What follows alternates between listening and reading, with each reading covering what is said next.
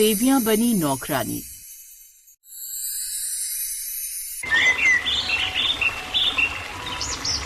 कविता पढ़ने में बहुत ही तेज और निपुण थी। ऐसे ही एक दिन वो कॉलेज से अपने घर की तरफ जा रही थी। तभी उसे एक बूढ़ी औरत दिखती है जो रोड पर बैठे लोगों से खाने की गुहार लगा रही थी। उस बूढ़ी औरत को देख कविता अपने हाथ में कुछ पैसे देख खुद से कहती है, अम्मा को भूख लग रही है, एक काम करती हूँ, ये पैसे अम्मा को दे देती हूँ। पर अगर मैंने ये पैसे अम्मा को दे दिए तो मैं घर कैसे जाऊंगी? कोई बात नहीं, आज मैं घर पैदल चली जाती हूँ। वैसे भी कभी कभी पैदल जाना चाहिए, सेहत के लिए अच्छा होता है। इतना बोलकर कविता वो पैसे अम्मा को देकर वहां से चली जाती है। थोड़ी दूर चलने पर उसे एक लड़की दिखती है जिसे एक लड़का छेड़ रहा होता है। उसे देख कविता को बहुत गुस्सा आता है और वो अपने हाथों में एक ईंट उठाकर उस लड़के की तरफ दौड़ती है और वो लड़का वहां से भाग जाता है। दीदी, आपका बहुत बहुत शुक्रिया, आपने मुझे बचा लिया। भगवान आपका भला करे। कोई बात नहीं छोटी, अब तो अपने घर जा। इस तरह कविता भी अब अपने घर की तरफ निकल पड़ती है। लेकिन ये सब कुछ दूर खड़ा रोहित नाम का एक लड़का देख रहा था। रोहित को कविता पहली ही नजर में पसंद आ जाती है। अब रोहित अपने घर जाता है और कविता के बारे में अपने पिता को बताता है। रोहित के पिता गांव के जमींदार थे। वो बोलते हैं, रोहित, अगर तुम्हें किशोर की बेटी पसंद है तो मुझे कोई दिक्कत नहीं, क्योंकि मेरे बेटे ने अगर किसी लड़की को पसंद किया है तो जाहिर सी बात है उस लड़की में कोई बात तो जरूर होगी। हाँ पिताजी, वो बहुत अच्छी, संस्कारी और स्ट्रांग लड़की है, लेकिन आपका बेटा विवेक बड़ा ही निकम्मा है। अरे वो आपके नाम से लोगों पर जुल्म करता है, यहाँ तक कि लड़कियों को छेड़ता है वो। अगर ऐसा रोहित तो आने दो, आज उसकी चमड़ी उधेड़ दूंगा मैं। जमींदार ये बात बोलता ही है, इतने में विवेक घर आता है, जिस पर जमींदार उस पर गुस्सा उतारने लगता है।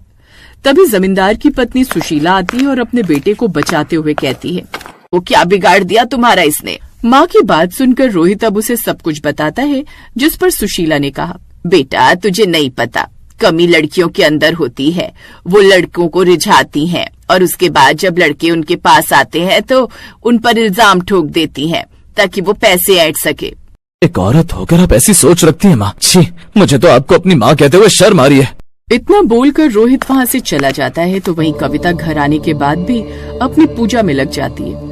दरअसल कविता सरस्वती माता, लक्ष्मी और माता दुर्गा की बड़ी भक्त थी और चाहे कुछ भी हो जाए वो अपनी पूजा नहीं छोड़ती थी। समय बीतता है और बीतते समय के साथ जमींदार किशोर के घर जाकर कविता का हाथ मांग लेता है। जमींदार के घर से रिश्ता आया था, सिर्फ इसीलिए किशोर अपनी बेटी की शादी रोहित से तय कर देता है। आने वाले समय में कविता और रोहित की शादी हो जाती है। शादी के बाद कविता अपने ससुराल की जिम्मेदारी तो संभाल लेती है, लेकिन सुशीला अपने घर के सभी नौकरों को छुट्टी दे देती है, यानी वो सभी नौकरों को नौकरी से निकाल देती है। देख कविता, वैसे तो मैं तुझ जैसी गरीब और भिखारी लड़की को अपने घर की बहू कभी नहीं बनाती, लेकिन मेरे पति और बेटे को तू पसंद आ गई, जिस कारण तू इस घर की बहू बनकर आ गई। लेकिन मैं तुझे अपनी बहू के रूप में कभी स्वीकार नहीं करूंगी, और अगर तुझे इस घर में रहना है तो तुझे इस घर के सारे काम करने पड़ेंगे, अब चाहे वो झाड़ू पोछा हो या खाना या बर्तन। सुशीला ये बात बोल ही रही थी कि इतने में विवेक आता है और विवेक को देख कविता हैरान हो जाती है और हैरानी से बोली, तुम तो वही हो ना जो उस लड़की को छेड़ रहे थे? हे भगवान, तुम यहाँ क्या कर रहे हो? ये तुम मेरे बेटे से किस तरह बात कर रही हो? अरे ये मेरा बेटा है और तेरा देवर, इसलिए आज के बाद अगर तूने इससे ऊंची आवाज में बात भी की तो मुझसे बुरा कोई नहीं होगा, समझी? सास की फटकार सुनकर कविता कुछ नहीं बोली। समय गुजरता है और गुजरते समय के साथ कविता इतने बड़े घर में अकेले काम करती, साथ ही वो आए दिन तीनों देवियों की पूजा भी करती। देखते ही देखते 4 महीने गुजर जाते हैं और इन 4 महीनों में कविता प्रेग्नेंट हो जाती है। प्रेगनेंसी के दौरान भी उसकी सास उसे जरा भी आराम नहीं देती। ऐसे ही एक दिन कविता को उठने में देरी हो जाती है, जिस पर उसकी सास उसे फटकार लगाती है, तू यहाँ की महारानी नहीं बल्कि नौकरानी है, समझी? अभी तक बिस्तर पर पड़ी है जैसे घर में कोई काम ही नहीं है। माँ जी, मेरी तबीयत खराब है जिस कारण मैं उठ नहीं पाई, लेकिन आप फिक्र मत कीजिए, मैं अभी सब कुछ कर देती हूँ। बेचारी कविता बीमारी में भी उठती है और काम करने लगती है, पर उससे काम नहीं हो पाता और वो फिर अपने कमरे में जाकर आराम करने लगती है। तो वहीं देवलोक में जब माता लक्ष्मी, सरस्वती और दुर्गा माँ ये सब देखती हैं, तो उनसे ये सब बर्दाश्त नहीं होता और वो कविता का रूप धारण कर उसके घर आ जाती हैं। और तीनों ही देवियां कविता के घर में नौकरानी का काम करने लगती हैं। माता सरस्वती किचन में बर्तन धो रही थी तो वहीं माता दुर्गा हॉल में झाड़ू मार रही थी और माता सरस्वती कपड़े धो रही थी। तभी विवेक किचन में आता है और वो अपनी भाभी कविता को देख खुद से कहता है, आज अच्छा मौका है, माँ भी हॉल में है और भैया पिता भी नहीं है। यही अच्छा मौका है इसको दबोच लेने का। वैसे भी कोई साथ रहे न रहे, माँ मेरा हमेशा साथ देगी। इस बात से अनजान विवेक की किचन में कविता नहीं बल्कि माता सरस्वती है। वो जाकर पीछे से पकड़ लेता है। तभी सरस्वती माता उसे धक्का देकर क्रोधित होकर कहती हैं, मूर्ख मनुष्य, तू अपनी लालसा में इतना आगे बढ़ गया कि तुझे ये नजर नहीं आ रहा कि तू किस पर बुरी नजर डाल रहा है। अरे भाभी माँ समान होती है, लेकिन तूने अपनी माँ पर ही बुरी नजर डाली। बस भी करो भाभी, मुझे पता है कि आप भी मेरी बाहों में आने के लिए तड़प रही हो, लेकिन आ नहीं पा रही, वो भी सिर्फ भैया की वजह से। अभी ड्रामे बंद करो और चुपचाप मेरी बाहों में आ जाओ। जैसे ही विवेक आगे बढ़ने लगता है तभी माता सरस्वती अपने असली रूप में आ जाती हैं और उसकी आंखों की रोशनी छीन लेती हैं, जिस पर विवेक चिल्लाते हुए बाहर आता है और सारी बात अपनी माँ को बताता है, जिसे सुन सुशीला बहू को आवाज लगाती है और इकट्ठी तीनों देवियां सुशीला के सामने प्रकट हो जाती हैं। तीन कविता को देख सुशीला को हार्ट अटैक आने लगता है और दर्द में वो अपनी बहू को आवाज लगा देती है। सास की आवाज सुनकर कविता अब अपने कमरे से बाहर आती है, जहां वो अपनी जैसी 3 लड़कियों को देखकर हैरान हो जाती है और कौन हो तुम तीनों, और तुम तीनों की शक्लें तो हूबहू मुझसे मिलती है। कविता की बात सुनकर तीनों देवियां अपने असली रूप में आई, जिसे देख कविता अब उन तीनों के आगे अपना शीश झुकाकर बोली, माता मैं धन्य हो गई आप तीनों के दर्शन पाकर, परंतु आपने मेरी सास और देवर के साथ ही कैसा अन्याय किया है। माना इन लोगों ने हमेशा मेरे साथ बुरा किया, लेकिन बुरे के साथ बुरा हो ये कहाँ का न्याय है। पुत्री, तुम्हारे देवर ने न केवल एक औरत की इज्जत को तार तार करने की कोशिश की, बल्कि उसने एक माँ को भी बहुत दुख दिया है। इसलिए माता सरस्वती ने इसकी आंखों की रोशनी छीन ली। ना रहेगी इसकी आंखें और न ही ये किसी और को देख पाएगा। और रही तुम्हारी सास की बात, तुम्हारी सास एक औरत होकर भी दूसरी औरत की इज्जत करना नहीं जानती, इसलिए तुम्हारी सास की यही गत है। नहीं माते, बुरे के साथ बुरा हो ये जरूरी नहीं। चाहे ये लोग जैसे भी हैं, मेरा परिवार है और मैं अपने परिवार को कष्ट में नहीं देख सकती। मैं आप तीनों के आगे अपनी झोली फैलाई खड़ी हूँ। कृपया कर इन्हें माफ कर दीजिए। इन्हें माफी तो मिल जाएगी, परंतु तुम्हें अपने जीवन भर का पुण्य गंवाना होगा। अगर इससे मेरा परिवार ठीक होता है तो कोई बात नहीं माते। कविता की बात सुनकर तीनों देवी एक दूसरे की तरफ देखती हैं और मुस्कुराकर देवर और सास को ठीक कर देती हैं। साथ ही वो उसे वरदान देकर अंतर्ध्यान हो जाती हैं। तो वहीं विवेक और सास कविता से माफी मांगते हैं, जिस पर कविता उन्हें माफ कर देती है और इस तरह कविता अपने परिवार के साथ खुशहाल जीवन व्यतीत करती है।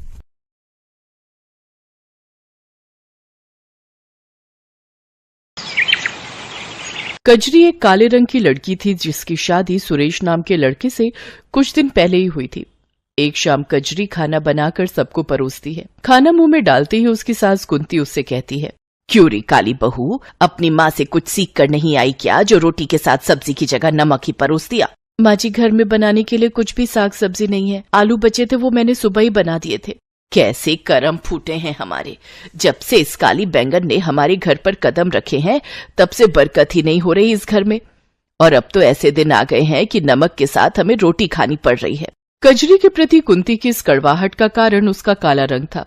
उसके काले रंग को लेकर वो अक्सर उसको कोसती रहती थी, लेकिन कजरी का रंग भले ही काला था पर उसका दिल एकदम साफ था।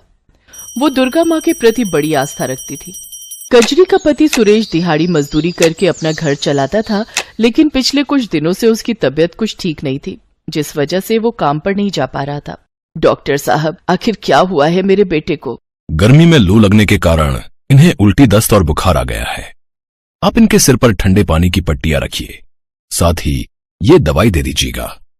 और हाँ, इनके शरीर में अभी काफी कमजोरी है, इसलिए अभी 2 महीनों तक इन्हें बेड रेस्ट पर ही रहना होगा। ये सुनकर कजरी का मन बड़ी ही उलझन में फंस गया और वो सोचने लगी, जब तक सुरेश जी ठीक नहीं हो जाते मुझे ही कुछ न कुछ काम करके इस गृहस्थी को चलाना होगा। मुझे जल्द ही कुछ करना होगा, नहीं तो ये घर दाने दाने तक को मोहताज हो जाएगा। ऐसा सोचकर कजरी भूखी प्यासी काम ढूंढने निकल गई, लेकिन पूरे 50 घर के दरवाजे खटखटाने के बाद भी उसे काम नहीं मिला। अब बस ये घर एक आखिरी उम्मीद है। ये सोचकर वो उस घर का दरवाजा भी खटखटाती है। कुछ देर बाद वहाँ से एक औरत निकल कर आती है। मालकिन, मैं गरीब सुबह से काम की तलाश में निकली हूँ, लेकिन कोई भी काम देने को तैयार नहीं है। मुझे काम की बहुत जरूरत है, प्लीज मुझे काम दे दीजिए। देखो, मेरे घर पर काम वाली बाई लगी हुई है, लेकिन हाँ, अगर तुम बाजार से जाकर मेरे लिए कुछ सामान ले आओ तो उसके बदले मैं तुम्हें 100 रुपए दे दूंगी। वो क्या है ना, धूप की वजह से मुझसे तो बाहर निकला ही नहीं जा रहा। हाँ मालकिन, आप बता दीजिए, मैं सामान ले आऊंगी। कजरी बाजार से सामान लाकर उस औरत को दे देती है। साथ ही वो औरत उसे 100 रुपए दे देती है, जिनसे कजरी घर के लिए आटा चावल लेती है। लेकिन सब्जियों के दाम सुनकर वो चौंक जाती है। हे राम, सब्जियां तो कितनी महंगी हैं और मेरे पास तो ये थोड़े से पैसे ही बचे हैं। ऐसा करती हूँ, आलू ही ले लेती हूँ, सस्ते हैं तो ज्यादा भी आ जाएंगे। वो उन थोड़े से बचे हुए पैसों से आलू खरीद लेती है। तभी वो देखती है कि एक बूढ़ी औरत 20 रुपए में 1 पाव अचार दे रही है। उसके पास काफी भीड़ लगी हुई है। कजरी झट से उसके पास जाती है। अम्मा, 1 पाव अचार दे दीजिए। अचार, आलू और आटा लेकर कजरी घर आ जाती है, लेकिन सारे रास्ते वो बस अचार वाली के पास लगी भीड़ के बारे में ही सोचती रहती है। और घर आकर वो अपने पति को ये बात बताती है। आज मैंने बाजार में एक बूढ़ी औरत को अचार बेचते देखा। उनके पास अचार खरीदने के लिए काफी लंबी लाइन लगी थी। मैं सोच रही हूँ क्यों ना मैं भी अचार बनाकर बाजार में बेचूं। बात तो ठीक है, लेकिन अचार बनाने के लिए जो सामान चाहिए उसके लिए तुम्हारे पास पैसे आएंगे कहाँ से? बंसी काका से कुछ पैसे उधार ले लूंगी और जैसे ही पैसे आ जाएंगे उन्हें लौटा दूंगी। वो बड़ी उम्मीदों के साथ बंसी काका के पास जाती है, लेकिन वो उसे उधार देने से मना कर देते हैं। वो रोते हुए घर आ रही थी कि तभी उसे रास्ते में वो अचार वाली बूढ़ी अम्मा मिलती है, जो कि एक पेड़ के किनारे बैठी हुई होती है। अरे बूढ़ी अम्मा, आप इस वक्त यहाँ क्या कर रही हैं? बेटी, कल रात मेरे गांव में बहुत तेज बादल फटा, जिसके बहाव में आकर मेरा सारा घर बह गया। अब मेरे पास कुछ भी नहीं है। अम्मा, लेकिन आज भी मौसम खराब है, बारिश आने वाली है। आप ऐसे में कहाँ जाएंगी? एक काम करिए, आप मेरे साथ मेरे घर चलिए। उस रात वो बूढ़ी अम्मा कजरी के घर ही रुकती है। फिर अगले दिन सुबह वो बूढ़ी अम्मा वहाँ से जाने लगती है तो कजरी उससे बोलती है, अम्मा, आप इस उम्र में कहाँ जाएंगी? जब तक आपके रहने का कोई ठिकाना नहीं हो जाता, आप यहीं हमारे साथ ही रहिए। वो बूढ़ी अम्मा मान जाती हैं। फिर कजरी ने उनके सामने अचार बनाने की बात बताई। तो बेटा, तूने मुझे पहले क्यों नहीं बताया? ये ले, मेरे पास कुछ पैसे हैं, तू इनसे अचार बनाने का सामान ले आ। कजरी उन पैसों से सामान लेकर घर आती है। दोनों मिलकर बड़ा ही स्वादिष्ट अचार बनाती हैं। अम्मा, वैसे आपने मुझे अपना नाम नहीं बताया। वैसे तो बेटी मेरा नाम भवानी है, लेकिन लोग मुझे कई नामों से बुलाते हैं। कुछ तो मुझे दुर्गा भी कहते हैं। ये सुनकर कजरी सोच में पड़ जाती है। अगले दिन कजरी दुर्गा माँ के सामने मत्था टेक कर बूढ़ी अम्मा के साथ अचार बेचने बाजार जाती है। कुछ ही देर में उसके पास लोगों की भीड़ लग जाती है। मुझे 2 किलो अचार दे दो, मेरी बहू पेट से है, उसका बड़ा मन करता है अचार खाने को। और मुझे 3 किलो। कुछ ही देर में उसका सारा अचार बिक जाता है। कुछ ही दिनों में वो सारे बाजार में स्वादिष्ट अचार वाली के नाम से मशहूर हो जाती है। उसकी खूब अच्छी कमाई होने लगती है। अम्मा, आज तुम्हारे कारण ही मेरी अच्छी कमाई होने लगी है। बेटी, ये सब दुर्गा माँ का कमाल है। मेरी मान तो अपनी कमाई में से कुछ हिस्सा तू गरीबों में दान कर, इससे दुर्गा माँ बहुत खुश होंगी। कोई जरूरत नहीं है भिखारियों को दान देने की। अरे पैसे क्या पेड़ पर उगते हैं? और तू बुढ़िया, जल्दी से अपना बोरिया बिस्तर यहाँ से बांध ले। अब तुझे हम और इस घर में मुफ्त की रोटियां तोड़ने नहीं दे सकते। अगले दिन जब कजरी सोकर उठी तो उसने देखा कि बूढ़ी अम्मा घर में नहीं है। अम्मा, अम्मा, कहाँ चली गई आप? लगता है माँ जी की बातों ने उन्हें यहाँ से जाने पर मजबूर कर दिया। पीछे कुछ दिनों में कजरी का उस बूढ़ी अम्मा से खूब लगाव हो गया था। उनके जाने के गम में वो काफी दुखी थी। फिर वो अपनी सास के खिलाफ जाकर मंदिर पहुंचकर जरूरतमंदों को दान देती है। ये देखकर उसकी सास डंडा लेकर दुर्गा माँ के मंदिर में ही उसकी पिटाई करनी शुरू कर देती है।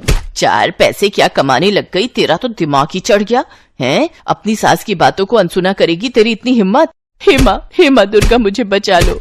तभी दुर्गा माँ की मूर्ति से वो बूढ़ी अम्मा बाहर निकलती है और दुर्गा माँ का रूप धारण करके कुंती से कहती हैं, कुंती देवी, तुमने मेरी भक्त पर जुल्म किए हैं। तुम्हारे पापों का घड़ा भर चुका है। अब तुम्हारा अंत तय है। माँ, मुझे माफ कर दो। मैं नहीं जानती थी वो बूढ़ी अम्मा भी है। अब से मैं कजरी को कभी नहीं सताऊंगी। हाँ माँ, इन्हें क्षमा कर दीजिए। कजरी, सिर्फ तुम्हारे कहने पर मैं इसे माफ कर रही हूँ। कजरी, तुम्हारी भक्ति से मैं बहुत प्रसन्न हूँ। अब तुम अपने इस अचार के व्यापार को मेरे नाम से चलाओ। देखना, तुम्हारा ये कारोबार खूब फलेगा। तुम खूब तरक्की करोगी, ये मेरा आशीर्वाद है। इतना कहकर दुर्गा माँ अंतर्ध्यान हो जाती हैं। कजरी दुर्गा माँ के नाम से अचार बेचने लगती है। कुछ ही महीनों में उसकी खूब कमाई होने लगती है और वो खुद की एक बड़ी सी दुकान खोल लेती है, जिससे उसे खूब कमाई होती है। साथ ही अब सुरेश भी पूरी तरह ठीक हो चुका था। अब वो भी कजरी के साथ मिलकर दुकान चलाने लगा। तो वहीं कुंती भी अब कजरी के साथ अच्छे से पेश आती है।